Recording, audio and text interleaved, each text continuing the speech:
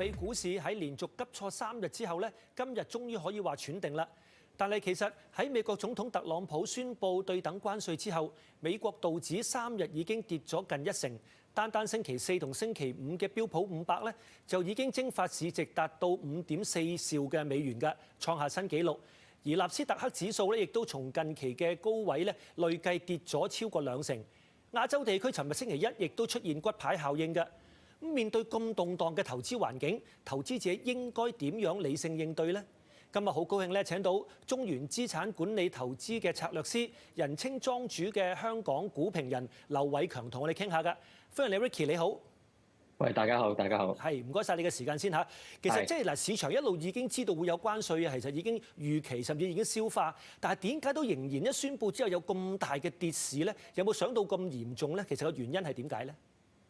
其實咧，本身咧，就算係特朗普未正式上場開始咧，其實個市場都知道會有關稅呢個咁嘅措施會出現㗎啦。係。咁啊，但係咧，實際上有冇好似即係4月2號咁嘅成個表咁樣，每一個加得咁多咧？咁市場上係冇預計到，就好似一個咁長嘅清單咧，所謂嘅對等關稅係用一個咁嘅 equation 咧，就加出嚟嘅。呢個係市場上冇預料到咁高咯。OK， 好啦，咁啊，其實即係特朗普亦都其實預期個大市當然宣佈之後會狂瀉啦，會造成即係全球嘅股市動盪。點解仍然要一意孤行咧？甚至即係傳聞或者陰謀論就係話佢做市啦。你哋即係場內嘅市場人士點睇咧？嗱，市場同埋自己本身咧，就身邊啲即係同行都會有一個睇法啦。就係其實呢一次真係其實特朗普咧就叫做係名正言順，好似落重藥咁樣。咁因為本身咧，其實美國本身嗰個財政赤字咧，其實都幾嚴重下。即係本身咧喺政府入邊嚟講，都已經係連續2年有嗰個赤字虧損。仲有加埋咧，本身講個美債咧，你欠個利息差唔多成1萬億嘅利息，同埋30幾萬億嘅一啲美債欠款喺出邊啦。咁所以特朗普而家做緊呢個措施咧，喺個經濟角度嚟講咧，其實想加快翻嗰個經濟嘅衰退咧，而迫使本身咧就聯儲局嗰邊就減息就加快嘅。咁呢個咧就俾市場上覺得係正路嚟講係有咁嘅感覺。咁你話係咪人為嘅嘢會有喺入邊咧？咁人為上一定係㗎啦。咁啊〜加埋其實特朗普4年前嘅性格咧，都好中意喺啲社交平台嗰度會有啲發文啊，咁啊刺激個股市嘅動盪啊。咁其實佢有呢個經驗㗎啦。咁相信佢有一啲言論上嘅嘢，會唔會做到一啲人為指出嚟咧？我哋都會覺得有嘅。咁啊講咗一啲背景或者嘅原因，點解發生咁嘅情況咧？大家最關注啦，其實後市點樣睇咧？嗱，今日終於叫做稍為喘定啦。其實係咪已經見底啊？係咪係時機入市趁低吸納，定係話仍然要睇定啲，仲有下跌嘅空間？點樣去應對一啲咁動盪嘅即係大市嘅情況咧？首先咧，其實喺短期之內咧，因為本身有啲臨界點係有啲技術指標或者係啲技術信號咧已經到咗，因為始終咧納斯達克指數同埋標準普爾啊。都有試過跌咗一啲歷史嘅臨界點啊，例如標準普爾啦，就其實係跌到差唔多歷史係 average 應該會24% 嘅一個下跌咧，都會有一啲技術反彈。咁就琴日已經有呢個情況出現咗啦。咁呢個都合乎情理嘅。咁但係投資者要注意一樣嘢咧，關稅戰入邊嚟講唔會咁快會結束到嘅。咁呢個而家呢個目前為止只係一個反彈嚟嘅啫，消息面會不斷都會一路有其他嘢發酵出嚟。投資者應該咧，如果有蟹貨嘅話咧，應該係趁一啲大嘅反彈嘅時候去減磅先，加強翻個現金嘅比例，跟住同埋咧就重新整理翻咧，就唔好揀啲本身市值唔高，甚至個防守性冇咁高嘅一啲股份。例如邊啲你覺得係防守性高啲嘅股份，係邊一類型嘅板塊會多啲咧？定係話之前嗰啲即係我啲大股啊 Apple 啊，即係 Amazon 啊嗰啲跌咗咁多，其實係咪有啲機會可以撈下底咧？嗱，首先咧，如果你講緊 Apple 呢一方面咧，我哋首先分一類咧，就係究竟會唔會同貿易戰個關係會比較會密切啲？蘋果本身個製造商喺亞洲區咧，比較牽涉多啲嘅。咁所以 M7 入邊啲市值大嘅股份咧，都要牽涉嘅。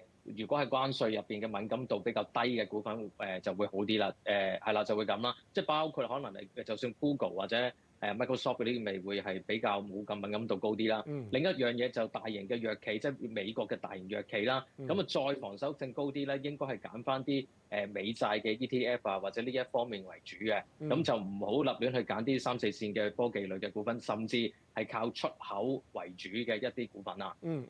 明白。受到今次即係話整體即係國際嘅影響啦，即係話成個經濟都會受到影響。嗱，原油又跌啦，金亦都曾經一度跌啦，咁啊連 Bitcoin 都跌嘅。咁有冇啲其實咩建議？除咗股市，有啲咩避險工具或者比較適合嘅投資建議咧？嗱，首先咧，第一樣嘢咧就係金同埋Bitcoin 有機會點解會都要下跌咧？其實有機會係因為啲 private equity 係有做個抵押嚟做投資。咁如果係股市入邊有做啲急速下跌咧，有機會就係要將本身啲金啊或者抵押嗰啲咁嘅工具咧係要償還翻一啲貸款啦或者利息啦。咁呢個方面都有個波動嘅。咁投資者第一樣嘢一定係增加嗰個現金水平啦。第二樣嘢咧，適當嘅時候咧做翻啲反向嘅一啲咁嘅投資。即係例如可能市場上有啲反向嘅 ETF 咧，可以個市場上跌落嚟嘅時候咧，可以對沖翻本身持貨嘅風險嘅。債都係嘅，短期嘅債都係一個本身嘅其中一個方法。咁其他嘅嘢咧就始終catch is king 咁呢個都係好多時候如果唔清楚嘅時候，持有多啲現金都冇壞嘅。呢個就最穩陣啦，可以咁講下。最後啦，即係你覺得呢一個跌市或者幾時可以上翻少少會好翻呢個環境？你覺得係咪都要一段長啲嘅時間先至會話個市會好翻啲咧？嗱，其實個市咧，如果計翻歷史嘅本身逢親係有啲關稅嘅牽涉有喺在內咧，大致上咧長則咧，其實成個過程等於跌同埋升等完翻之前升翻個幅度咧，大致上4年到嘅。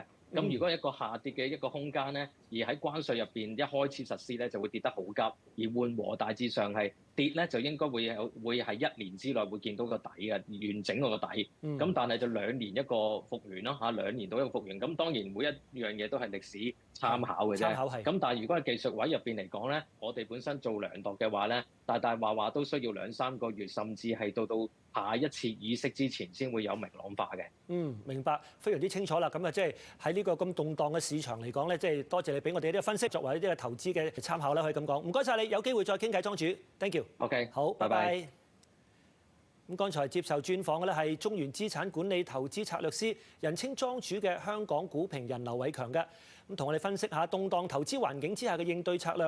提一提大家，以上咧只係個人意見，供大家參考嘅啫。